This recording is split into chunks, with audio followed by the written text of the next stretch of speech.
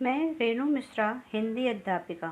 बच्चों, आज हम कक्षा 5 विषय हिंदी का अध्ययन और अध्यापन करने जा रहे हैं।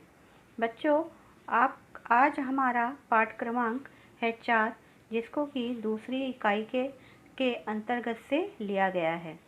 इसका शीर्षक है बालिका दिवस। बच्चों, इस पाठ के अंतर्गत हम पाठ का वाचन, शब्दार्थ, प्रश्न उत्तर का अवलोकन करेंगे। बच्चों, इस पाठ में महाराष्ट्र में कन्या शिक्षण के क्षेत्र में सावित्रीबाई फुले ने बहुत काम किया था, अपना बहुत योगदान दिया था। प्रति वर्ष 3 जनवरी को उनका जन्मदिन बालिका दिवस के रूप में मनाया जाता है। इस पाठ में उसी के बारे में बताया गया है। आइए चलिए इस पाठ का वाचन करते हैं। बच्चों, जब आप अपनी पाठ पुस्तक में इस पाठ का अवलोकन करेंगे तो सबसे पहले ऊपर कोष्ठक में एक लाइन दी है कि सब बच्चे दूरवा के घर खेलने के लिए एकत्रित हुए हैं। वहाँ चाची जी और बड़े भैया भी हैं।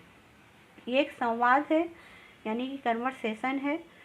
यहाँ बच्चे, चाची जी और भैया आपस में बातचीत कर रहे हैं, उसके बारे में वर्णन है। दूरवा, सृष्टि, आज तो तुम बहुत बन ठन कर आई हो। सृष्टि, आज 3 जनवरी बालिका दिवस है ना। प्राची, अरे हाँ, कल बहन जी ने बताया था कि सावित्रीबाई फुले का जन्मदिन बालिका दिवस के रूप में मनाया जाता है। तब चाची जी ने क्या बोला बच्चों? सावित्रीबाई फुले भारत की प्रथम शिक्षिका मानी जाती हैं। अपने पति महात्मा ज्योतिबा फुले के साथ मिलकर उन्होंने लड़कियों के लिए पुणे में पहली पाठशाला शुरू की थी। चाची जी ने क्या बोला बच्चों कि जो सावित्रीबाई फुले हैं उनको भारत की पहली टीचर, शिक्षिका मानी जाती, अध्यापिका मानी जाती हैं, क्योंकि उन्होंने अपने पति ज्योतिबा फुले के साथ मिलकर पुणे में लड़कियों के लिए, पहली वो ऐसी महिला थी जिन्होंने लड़कियों के लिए पाठशाला खोली।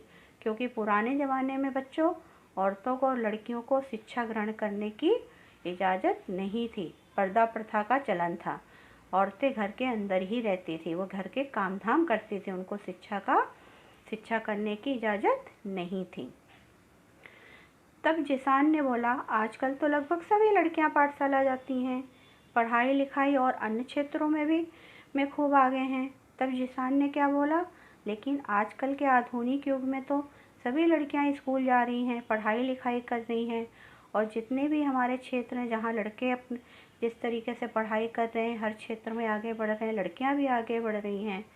तो मंत्र ने क्या बोला, हाँ, आज समाज सेवा, शिक्षा, विज्ञान, संगीत, प्रशासन, शोधकार, खेलकूद आदि हर क्षेत्रों में लड़कियां आगे बढ़ रही हैं।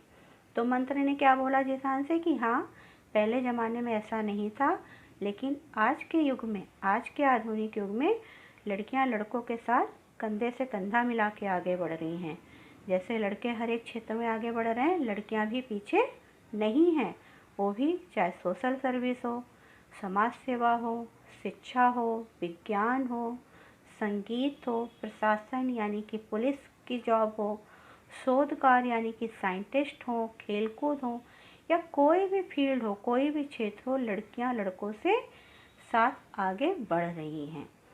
तब सृष्टि ने बोला, मेरी माँ बताती है कि शिक्षा हमें स्वावलंबी और सजग बनाती है। सृष्टि ने क्या बोला कि मेरी माँ बोलती है कि शिक्षा में सिर्फ जॉब या नौकरी करने के लिए नहीं पढ़ना चाहिए। शिक्षा हमें समझ बनाती है, हमें इंडिपेंडेंस बनाती है, हमें सही राह दिखाती है, और हमें ये बताती है कि हमें सही कदम पे, सही रास्ते पे चलना है या गलत रास्ते पे चलना, इस चीज़ का ज्ञान कराती है। तब भैया ने कहा जाता है, एक लड़की शिक्षित होती है तो पूरा परिवार शिक्षित होता है।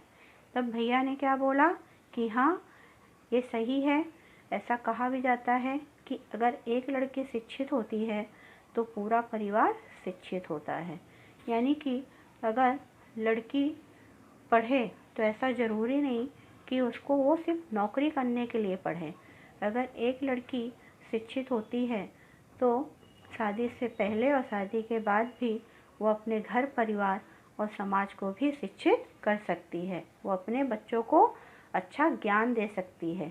शिक्षा का मतलब सिर्फ नौकरी करना नहीं है, शिक्षा का मतलब है अच्छे विचारों को अपने अंदर संचित करना और अच्छे विचारों को आदान प्रदान करना।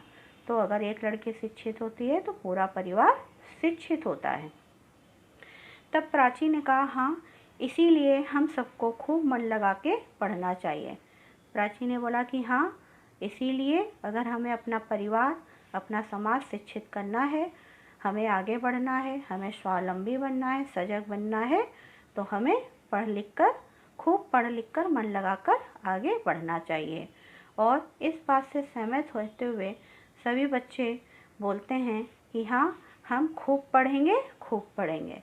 तो देखा बच्चों कि प्राचीन समय में जहाँ लड़कियों को, औरतों को पढ़ने की, घर से बाहर कदम निकालने की इजाज़त नहीं थी, उस समय में सावित्रीबाई फुले एक ऐसी महिला हुई जिन्होंने शिक्षा का तो ज्ञान दिया ही, उन्होंने अपने पति महात्मा ज्योतिबा फुले के साथ मिलकर पुणे में पहली बार उन्होंने लड़कियों के लिए पाठशाला शुरू की। उन्होंने ये समाज को बताया कि सिर्फ पढ़ाई लिखाई पुरुषों के लिए ही नहीं, वो स्त्रियों के लिए ही भी ज़रूरी है। पढ़ाई लिखाई का मतलब सिर्फ जॉब करना, नौकरी पाना नहीं है।